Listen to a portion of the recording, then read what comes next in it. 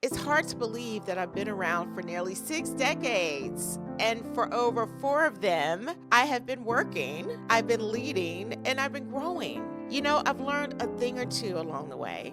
You want to know one of the biggest lessons I've discovered? After years of climbing the corporate ladder, leading my family, managing teams, and striving for success, I needed a hard reset.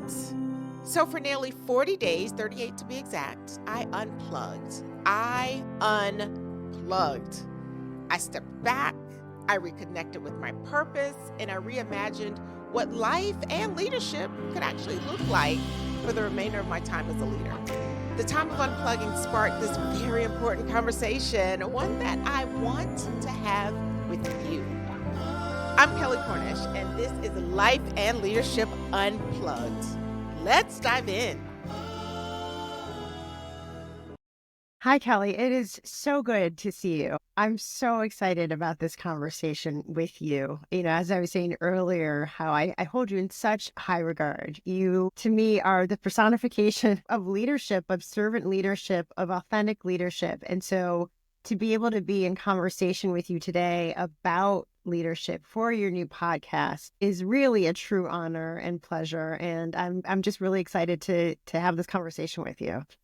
Well, Tonya, first of all, many people don't know, but they will know that we go way back. Do. And it is amazing how life just takes shape and you find yourself coming full circle with people that were part of your journey. And so I thank you for saying yes to help me launch this podcast. And I know we'll jump into questions, but when I think about life and I think about leadership and I think about unplugging, like you're one of the first people who came to mind to me because of the work that you do and you and I, we've had a brief discussion. It's just very timely. And the fact that we're really digging into not just leadership, but the whole emotional and mental part of who we are so we can lead for the long run.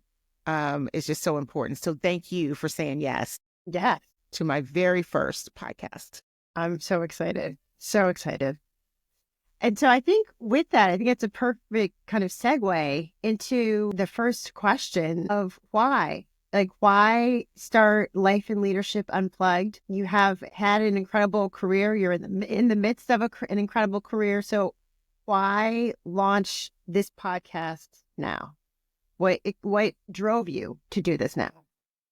Tonya, I always been so driven. It was just in my blood from my family. I knew nothing else to do but to go to school, then to go on to college, and then to go to work. And then there's life in between all of that. I focused on my career and was never really coached on how to do life inside of a career. And so with that, I found myself at various stages of my career now, almost 40 years, almost 4 decades in the workplace, literally just hitting a wall that I wasn't expecting to hit and then trying to find my way back.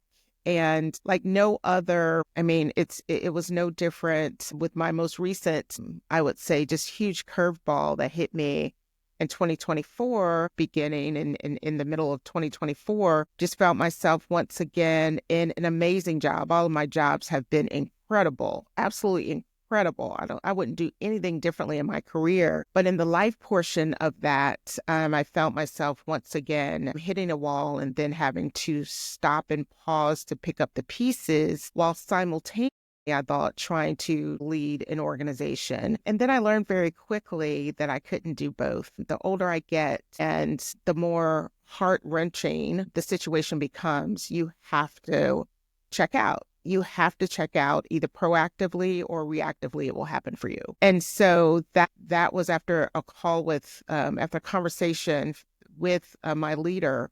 It was recommended, like, Kelley, you've got to pull back and figure life out for a minute. And I actually did it, Tonya. I did it for the first time. I did it for 37, 38 days. I can't remember, but I do remember I was in the middle of 7-week travel, just back-to-back travel, and I knew I had to schedule this time and make this happen. I did it and I couldn't think too much about it though. I was like, Kelley, you've got to check out. And we'll talk more about what that checking out looked like, but it was life happening. It was life happening to me while being a leader. And so from that experience, I said, I need to be in touch with others and share and to see if others are dealing with what I'm dealing with when trying to continue to lead inside of life. And so here we are talking about what does unplugging look like in Yeah. order to continue your journey. And I'm struck by how weighty it is, you know? And I think this is true, I would say, probably for a lot of successful leaders. You don't necessarily stop until you're forced to stop, right? And I think that when I'm listening to you, you know, the challenges that you had in 2024 that really forced you to stop being paired with your leader telling you to stop, right? Kind of really coming together to say, wait, what has been happening that I need to kind of unplug and turn inward and care for Kelley, not just your incredible career, right? Mm-hmm. Absolutely. And, I definitely could not have done this. Even 5 years ago, I had to grow to a point, and I'm hoping that I will close that learning curve for others or that courage curve for others, and it not take you being 55 years old and 40 years working to say, oh my gosh, I need to pause, not because I'm going out for surgery and they're telling me to stay for 6 weeks, because of my mental and emotional well-being has to be addressed. And so it's not the norm. Some people would even call it a weakness for a leader to stop. But being on the other side of it, I feel like it is one of the most critical skill sets you can have as a leader, especially leading now in the times we live in, to learn how to unplug and to pull away to get grounded again. And so, yeah, it's not a popular conversation, but it's a necessary one. It is a necessary one. And I want to go back to a word you use that I think is so critical, the courage to do so, because it is necessary. But the judgments of you're just not strong enough, you're too weak, can't you just compartmentalize better? Um, but really, you know, the wisdom of your 55 years, you know, I always say, you know, people don't have wisdom because they've gotten older. They have wisdom because they've gone through life and learned lessons, right? Because of what they've gone through, right? And so the wisdom of just going actually is not good for my own well-being, my own mental health, my own emotional wellness. But then what does the other side of that look like? How can you lead others when you're not whole, when you're not full, right? Yeah, absolutely. And what I found and it was one of those faith walks that I had to take and one of those courageous walks I had to take to schedule the time, find a destination, book a place, find the destination, book the place, get on a plane, pack up for a month, land, go into this new place that I'd never been before, and then figure out what I was going to do next. It didn't allow for me to think it all the way through because I couldn't emotionally or mentally do that. Uh-huh. So I had to have the courage to make the first step to say yes, and then the second step to just plan what that could possibly look like. And so, in all of that, and I say that because as I journaled that entire time, and I just remember not not knowing what I didn't know. I didn't know how tired I was. I didn't know that my life was such a part of an agenda every day. I didn't know that it was okay not to take a phone call. I didn't know that eating on the run was contributing to my physical, emotional, mental well-being. I didn't know until I had to stop and think about all of that. Yeah. Yeah. What a intense wake up call.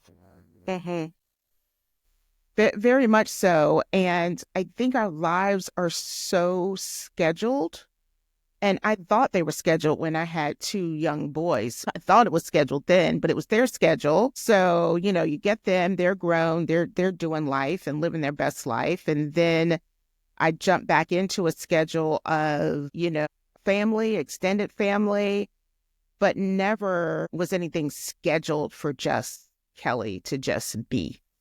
Yes, I hear that. Yeah, Yeah. and it wasn't. And I realized during that time, during that planning phase of this respite time, that, and I compare it to like a bow and arrow. Like, Mm, if the more you pull back, the farther you'll go if you work on the pullback. Because you yes. have to pull, pull, pull, pull, pull, Yes. pull. And so as I fast forward to when I returned, I felt like I had so many people say, "You look so relaxed. You look so energized. You look so new. And I was ready. I mean, I think the emails were flying. My team was probably like, "Oh my gosh, don't go away for that long anymore." But it was I felt renewed. But during that time, a couple of things. One of my very first meetings when I returned was with a bank president in the area. And I was telling him, I was like, "You're my first meetings." And he was like, "Explain to me what you just did again." And I'm telling him, and we were meeting about something else, but literally 45 minutes of an hour meeting was about me leaving and coming back. And his questions were like, "How did you do it? Like, how did you set up your team? Like, how did you even know to ask?" He said, "I can't even find 2 weeks. I don't know how to do that." And we really got into some of the logistics of, number one, having a good leader. Number two, I have a great leadership team and I had to trust them.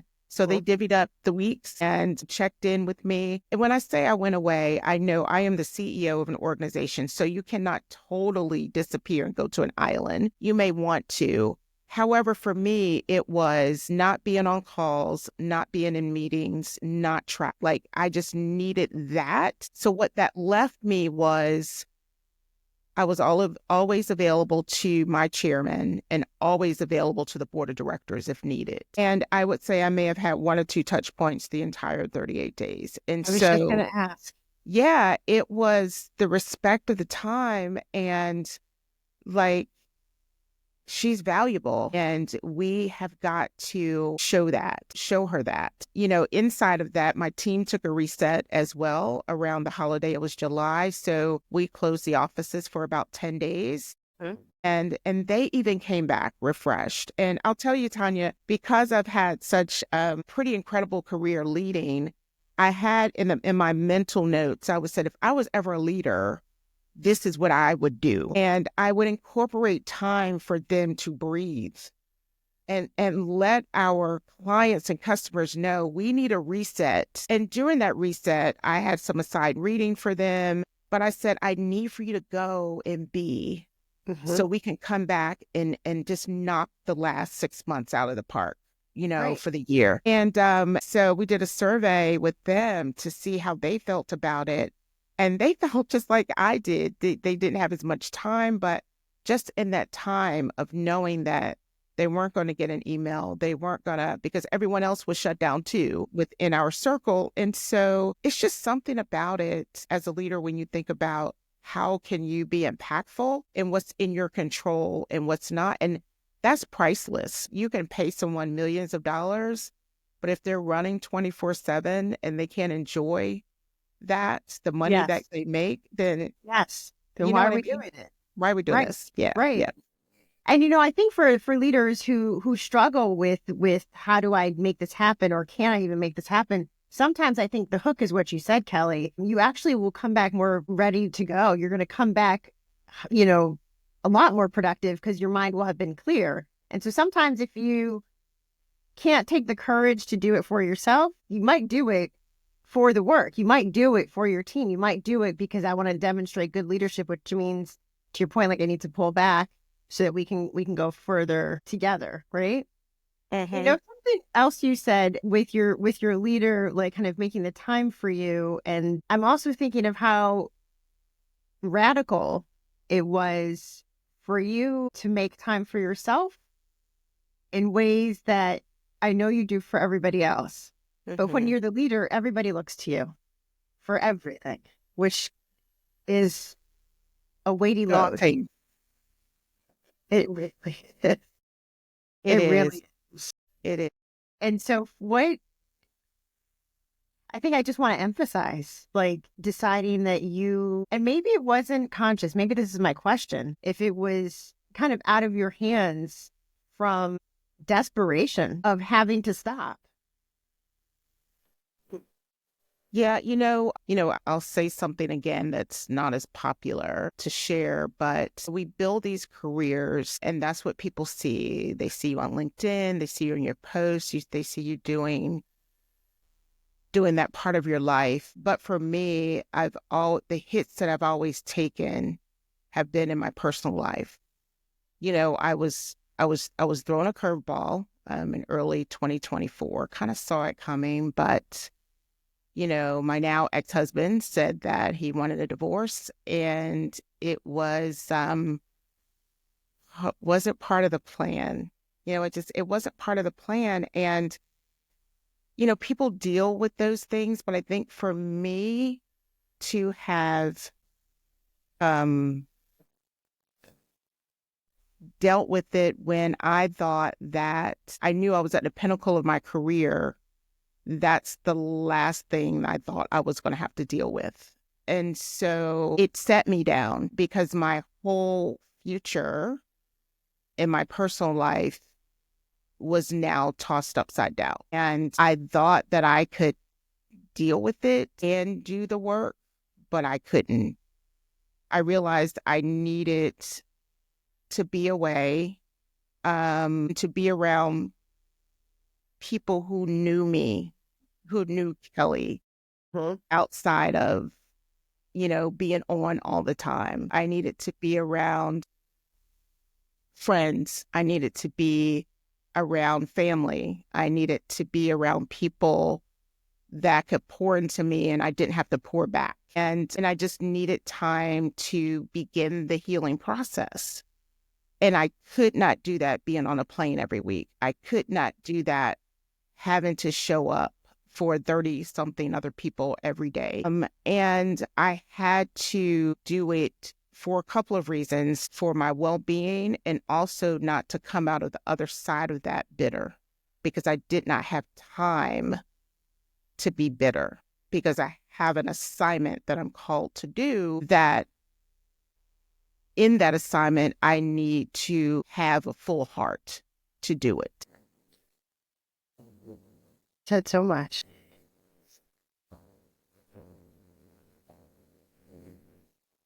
You said so much. Yeah. Yeah. Yeah. And at 40, I would not have been able to wrap my head around the necessity of having to unplug to the extent that I unplugged, you know? And so as a woman leading, as a woman who is pretty much a traditionalist, I love family. I love holidays. I love traveling with family. I've always wanted to be that person that could do both work and then family. And my personal relationship side has always been the piece that makes me pause, because why can I get my head around this to make this thing successful as I do my work? And that's something that I continue to have a conversation about with people that are close to me. And so I'm finding it necessary as I get older and thinking about what my life looks like outside of work, because at some point I do want to go and just do what Kelley wants to do. And what does that look like? And I'm very mindful of that now, more so than any other time, because I didn't have to be mindful. I just thought that that part of my life was planned out, and it's not. And it's very different. And I have two young men as boys. They're amazing, 33 and 24, and they are great. And, they say, Mom, you're our hero, you're our shiro. And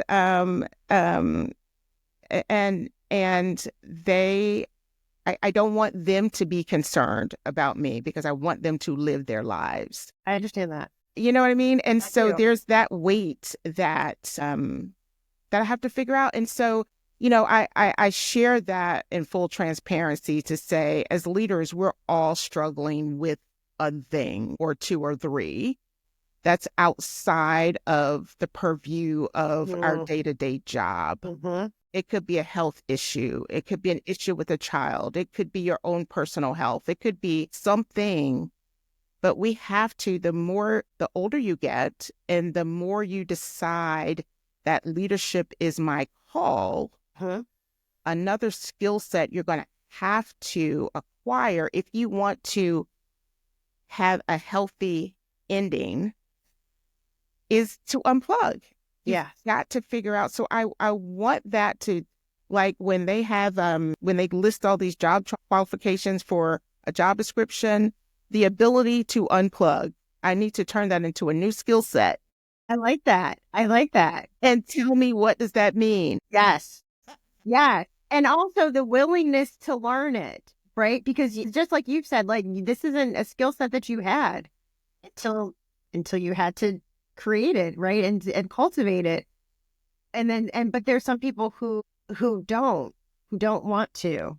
And I think something I was struggling. So having the desire, it's truly a growth mindset of this is not how I was perhaps raised by my parents, raised in, corporate America, right? This is not how it has been, but it's what is very much needed. And you said something earlier about how you had to unplug to take care of yourself, but also because you didn't want to get bitter, because you couldn't let that interfere with your mission.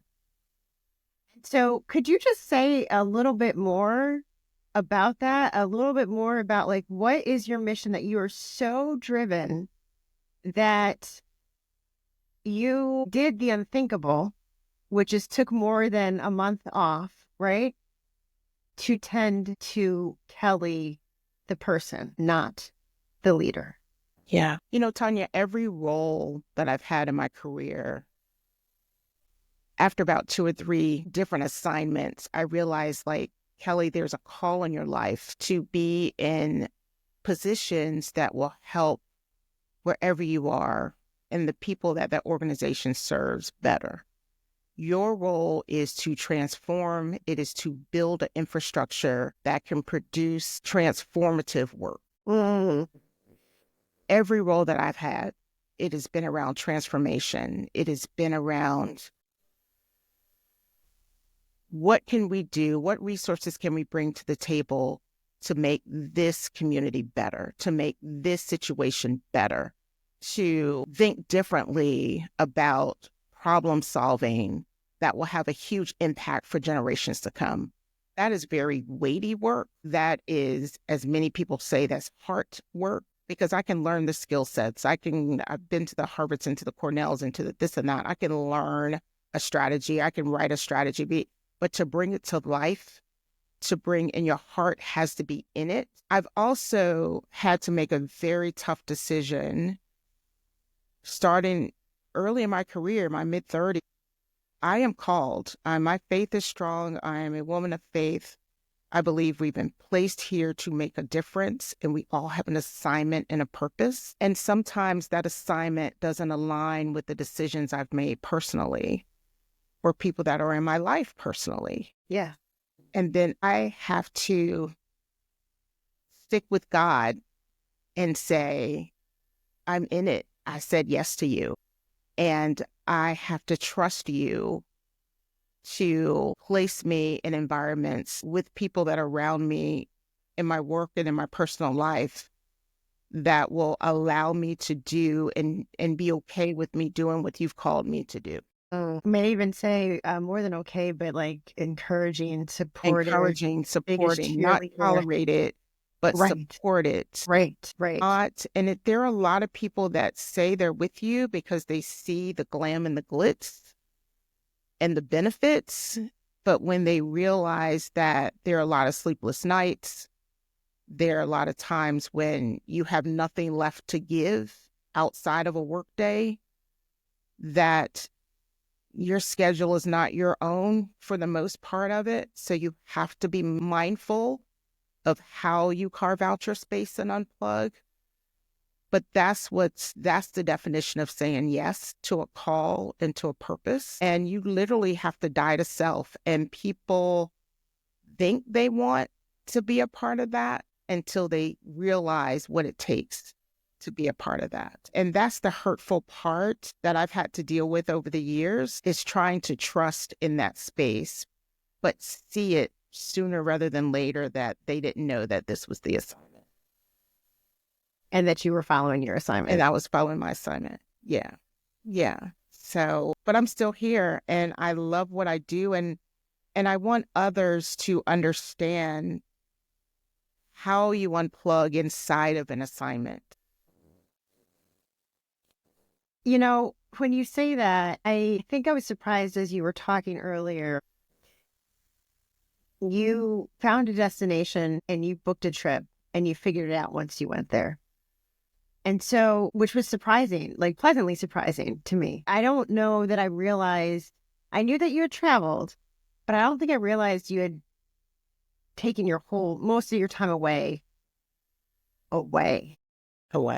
And so could you say more about your experience and also what you're hoping for the podcast for people to hear? How to unplug when you have a full life, right? I mean, people who are leaders often have full lives. It's not just their work world that is full, right? And so maybe a better question, Kelley, is going forward, how will you unplug in your life? Tonya, after I returned, I made a vow to myself before I left the place that I spent 38 days. I made a vow to myself on the balcony that this was the beginning of a new Kelley, a new perspective, that I would put me first as it relates to my mental, emotional, and physical health.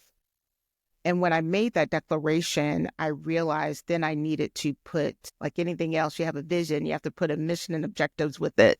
Right. And that's the way I think through things. And so I said, right away, while I was there, I went ahead and planned the holidays. I knew they were going to look different. Mm-hmm.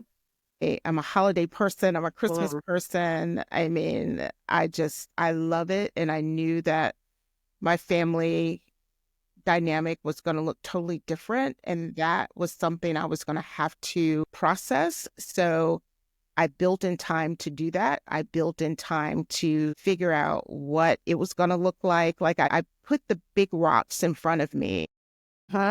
And continued to stay in contact with my friends and people that could help me see what I couldn't see and help me realize what was realistic and what wasn't. Yeah. And got with my boys and was like, this is going to be different. And so when you ask like how I continued, and I'm still very intentional now. I came back, I did a vision board on places I wanted to go, things I wanted to do to keep it in front of me. It's in my kitchen every time I see it.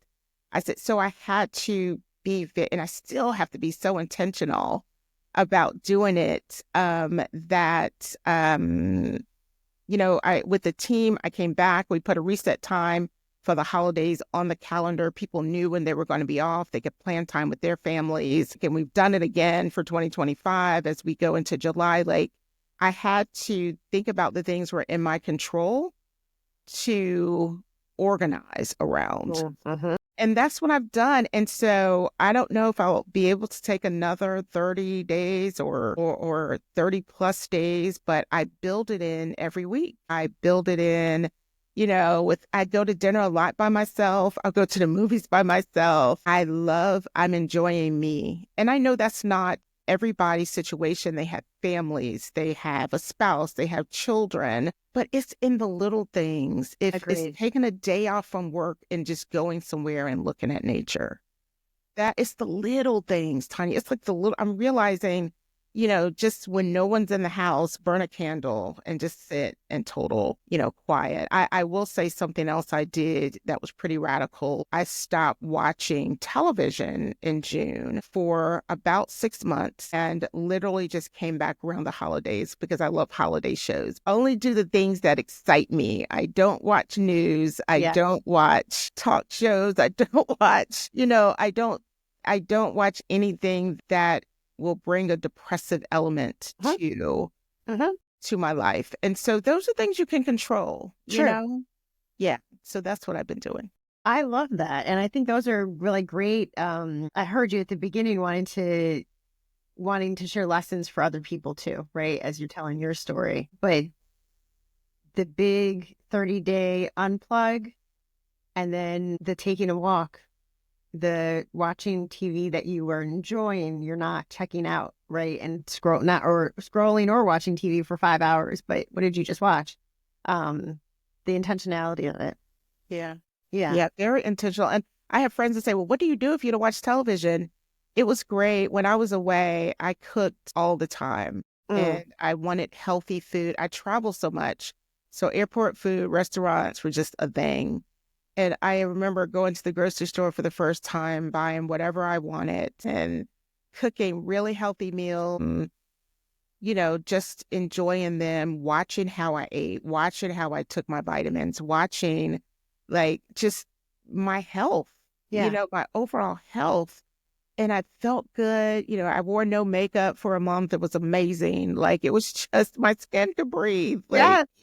it's the base. My hair was in braids. So like the gray came through. It was a wonderful thing. Like it was just a whole thing. And I was like, this is what freedom feels like on a day-to-day basis. And it was just such, I recommend it for anyone that even if it's a week, but I will say this, I was at the 2.5 week mark before I realized that I was really there. That sounds about right. About halfway through is when you start to settle into this is real. Mm-hmm. Mm-hmm. Mm-hmm. And so you can take a day or two, but if you can give yourself any gift, if you can sell, and for women, I would say if you like expensive bags, it's cheaper than an expensive bag. If you can take the time to do it, Yes. for guys, I know they like big shiny objects as well. If you can just replace it with a couple of weeks away, it just with no agenda. No, because some people go on vacation and they have to come back to go on vacation to rest. Yes. You Yeah. know, nothing planned out, nothing, just be. Yes. Just be, and it's necessary. And literally the solitude is necessary.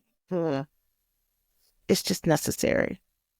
So yeah, I am excited to be able to share this and, having conversations with other leaders and I've had a few that like, I don't even know where to start. I was like, well, I'm going to help you. And then you have others that you realize they have motorcycles or they fly planes or they do this and they do that, or they just get up in the morning and just walk in Yeah. the peacefulness Yeah. and rustle through the leaves and just, and so it's going to be a wonderful conversation, Tonya, and it's going to be a necessary conversation. And I hope, just like my platform has been around transforming communities and helping to transform broader lives, I hope that this will be a new platform for me. I know it will be in transforming your thinking about how you unplug, how you think about what you're thinking about, and create the space and time for it.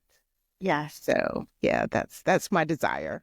And Kelley, this is the time. This is the time for that. There's so much strife in the world. There's so much change. There's so much heaviness. And so to have your voice right now talking about how to unplug in life and in leadership and the real ways to do it and to how to take the time and to slow down and the benefits of it, right? It's not to check the box off. It's to come back to self.